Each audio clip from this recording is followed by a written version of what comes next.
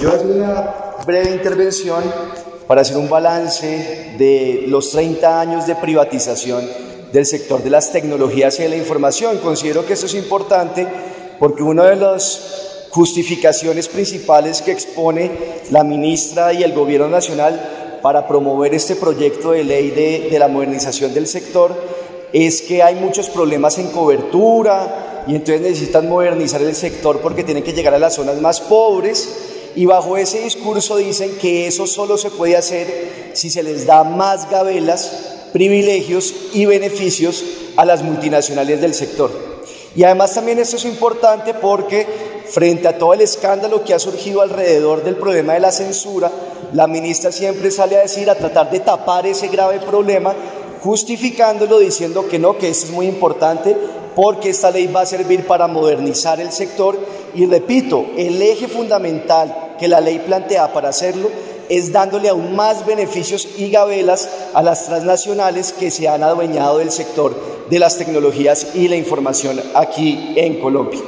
No es la primera vez que oímos este discurso. Cuando llegó don César Gaviria con toda la apertura económica y la política neoliberal, dijeron que tocaba privatizar las empresas estatales porque era la única forma de dar un salto hacia el futuro, de mejorar la cobertura, de mejorar la calidad, que el Estado era ineficiente, etcétera, etcétera. O sea, nos están repitiendo otra vez el discurso. Y durante la década de los 90 y la primera década de este siglo, incurrieron o promovieron toda una andanada de privatizaciones. Recordemos algunas.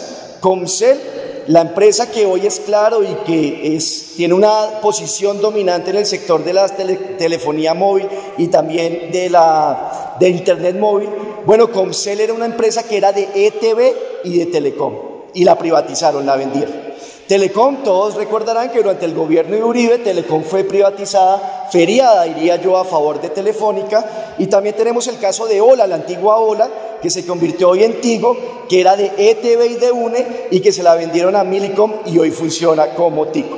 Bueno, han pasado 30 años de ese discurso que hoy también quieren imponer. Hagamos rápidamente un balance de lo que ha sucedido con el sector en 3 asuntos principales: cobertura, calidad de los servicios y costos para los usuarios. Rápidamente miremos algunas cifras. En Colombia ya se consolidó un oligopolio privado de las telecomunicaciones, encabezado por Claro, del mexicano Carlos Slim. Miremos entonces cómo va la cobertura, sobre todo en lo que tiene que ver con Internet de banda ancha fija, que es el servicio más importante para que los usuarios puedan tener acceso a un Internet de alta velocidad y bueno, todo lo que se deriva de este servicio que la ONU ya considera un derecho fundamental. Penetración de banda ancha fija en Colombia, o sea, ¿cuál es su cobertura? En Colombia es del 13% apenas. De cada 100 personas, de cada 100 colombianos, solo 13 tienen acceso a banda ancha fija. Comparemos esto con lo que sucede en Europa. La penetración en promedio de los países de la OCDE de banda ancha fija es del 30%, más del doble que lo que existe en Colombia. En Suiza es del 47%, en Francia es del 43%, en Suecia, que tiene una de las empresas estatales más importantes con sede en Estocolmo, es del 38%.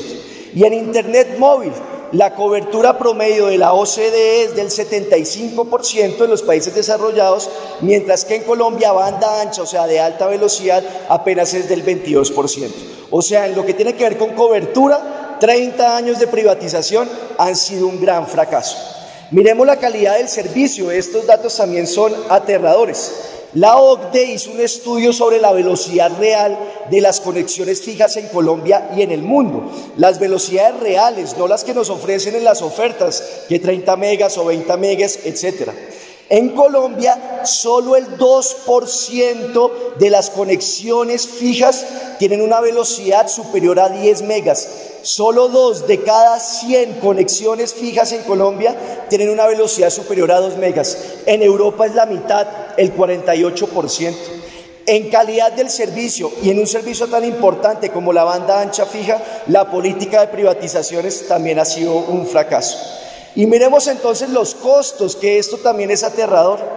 Colombia tiene una de las canastas de costos en telecomunicaciones más caras del mundo. Así lo dice este estudio de la OCDE, Pero miren estos datos que también tiene la OCDE, que son del año 2017. El gasto por persona en Colombia con respecto a los ingresos de las personas para servicios de banda ancha es del 4%, o sea, de cada 100 pesos que le ingresa una persona, destina 4 pesos van al servicio de banda ancha. En los países desarrollados es apenas del 1%, es más caro en Colombia que en los países desarrollados. Y lo mismo en telefonía móvil, el gasto per cápita en Colombia es del 2.7%, en los países desarrollados es del 1%.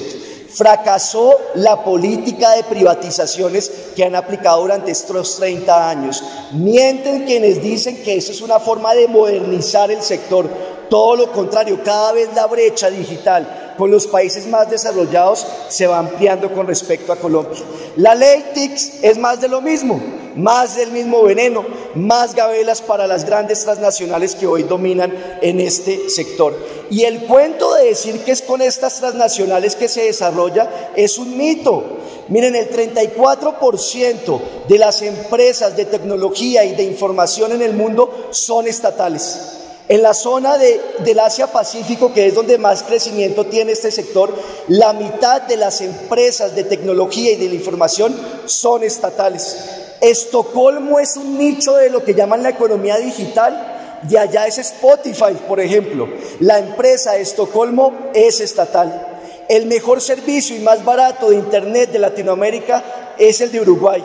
La empresa de Uruguay es estatal. Es un mito eso de decir que con transnacionales privadas y dándoles más gabelas se puede modernizar el sector.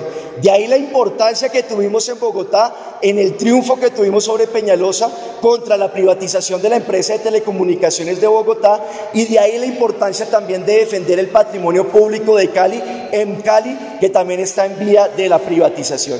Y ya para terminar, me pidieron también que hablara 2 minutos o 1 minuto sobre los medios comunitarios en Bogotá, que se están quebrando.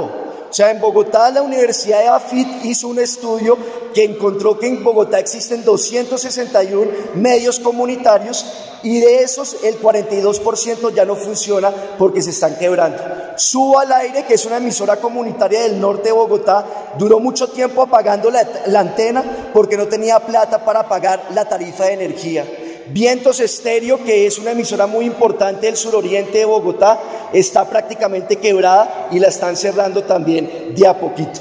Y en medio de todo esto, el problema es de financiación de esos medios alternativos, y don Peñalosa, en 2 años, entre el año 2016 y 2017, se ha gastado 100.000 millones de pesos en pauta oficial con los grandes medios de comunicación, incluso haciendo unas cosas que son una sinvergüencería, pagando publireportajes, y medios de comunicación como El Tiempo no dicen que son publireportajes. Esto en esta medida nos lleva a 2 cosas.